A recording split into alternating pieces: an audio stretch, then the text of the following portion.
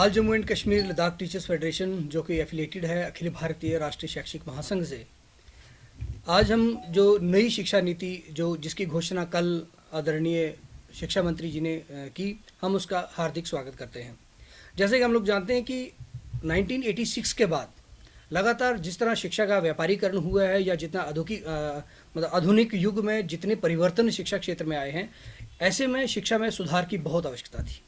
तो आज मैं कहूँगा कि 1 करोड़ से अधिक जो हमारे शिक्षक हैं और 33 करोड़ जो पूरे हमारे देश में छात्र छात्राएं हैं, उनके लिए बधाई का समय है, क्योंकि शिक्षा में इतने बड़े लेवल पर जो परिवर्तन किया गया है, जो चेंजेस लाई गई हैं, वाकई वो सराहनीय कदम है। जबकि हम पिछले कई सालों से शैक्षिक महासंघ मांग करता आ रहा है कि शिक्षा क्षेत्र में बजट का जो है, हमारे जीडीपी का जो है वो 6% खर्च होना चाहिए। तो सरकार ने उस मांग को भी मानते हुए, जो कि पहले 4.43% था, उसको बढ़ा करके 6% कर दिया है। ये बहुत सराहनीय कदम है। वहीं देखा जाए तो हायर एजुकेशन में और स्कूल एजुकेशन में बहुत बड़े चेंजेस आए हैं। जब पहले मैं अगर स्कूल एजुकेशन की बात करूं तो स्कूल एजुकेशन में प्राइमरी जो हमारा सेक्टर रहता था, उसमें जो है बहुत कम अटेंशन रहती थी, या प्री प्राइमरी में चाहे वो आंगनवाड़ी सेंटर्स चलते थे, लेकिन उसमें करिकुलम नहीं था उनका, उनके लिए इनिशिएटिव नहीं लिया जाता था कि उनके लिए एक फिक्स क्या पैटर्न किया जाए। तो इस नई शिक्षा नीति में जो 3 क्लास तक, तीसरी कक्षा तक जो है, उसके लिए बेसिक न्यूमरेसी और बेसिक लिटरेसी पर स्ट्रेस दिया गया है, ताकि तीसरी कक्षा का जो छात्र छात्राएं हैं वो कम से कम उनको गणना प्लस माइनस करना आना चाहिए, उनको पढ़ना लिखना आना चाहिए, इस पर जो है स्ट्रेस दिया गया है। वहीं 6th क्लास से जो है कोडिंग का कंसेप्ट जो है इंडिया में लाया गया है। हम लोग जानते हैं कि बहुत सारे कंट्रीज़ में 6th क्लास में जैसे बच्चा आता है तो उसको वोकेशनल कोर्सेज में डाला जाता है, ताकि जो हम बात कर रहे हैं कि भारत के अंदर आत्मनिर्भर भारत की बात कर रहे हैं, तो वो झलक जो है हमें इसके माध्यम से दिख रही है। क्योंकि 6ठी में अगर बच्चा आएगा तो उसको वोकेशनल कोर्स अपनी मर्जी से चूज़ कर पाएगा, ताकि जब तक वो 12वीं करके बाहर निकलता है तो वो सरकार की तरफ ना देखे, बल्कि उसके पास अपनी एक लाइफ स्किल्स होंगी, ताकि वो अपने फ्यूचर में वो क्या करना चाहता है वो चूज़ कर पाएगा। वहीं जब बच्चा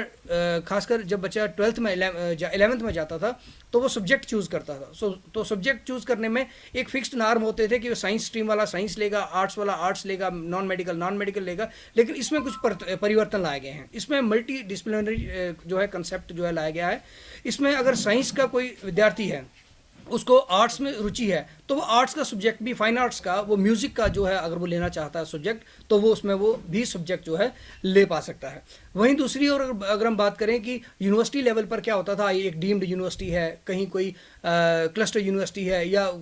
बहुत सारे ऐसे यूनिवर्सिटीज़ के अलग अलग कंसेप्ट होते, तो सबके अलग अलग नाम्स होते थे। लेकिन इस शिक्षा नीति में जो है सबके लिए एक सिंगल रेगुलेटरी अथॉरिटी बनेगी, जो पूर्व सबको लिए एक ही नियम होंगे। और उसमें इंपॉर्टेंट चीज़ ये रहेगी कि जो हमारी ग्रॉस एनरोलमेंट रेशियो है, वो टारगेट रखा गया है कि 2035 तक जो है वो उसको 50% जो है पहुंचाया जाएगा। और जो 2 करोड़ विद्यार्थी अभी भी हमारे जो शिक्षा से वंचित हैं, जो ड्रॉप आउट हैं, उनको दोबारा स्कूल में लाने के लिए बहुत बड़े पैमाने पर जो है प्रयास किया गया है। और हम अगर स्कूल शिक्षा की बात करें तो यहाँ रोड सिस्टम जो है पिछले कई सालों से चल रहा है। उसमें क्या होता है कि अगर विद्यार्थी रटे रटाए क्वेश्चन, वही सिलेबस होता है, वही रटता है और रट के एग्जाम में लिख के आ जाता है, तो बच्चा पास हो जाता है, जब उसकी सही एक्चुअल नॉलेज को टेस्ट नहीं किया जाता था। लेकिन इस नई शिक्षा नीति के तहत क्या होगा कि जो एग्जाम्स में ऑब्जेक्टिव हो या सब्जेक्टिव हो, वो उसकी एक्चुअल नॉलेज के आधार होंगे, उस बेस पर उनको जो मार्क्स दिए जाएंगे। और साथ ही जो हम लाइफ स्किल्स की बात करते हैं, जनरली जब बच्चे को एक मार्क्स कार्ड मिलता था तो मार्क्स कार्ड में उसके कहा जाता था हिंदी में इतने हैं, इंग्लिश में इतने अंक मिले हैं,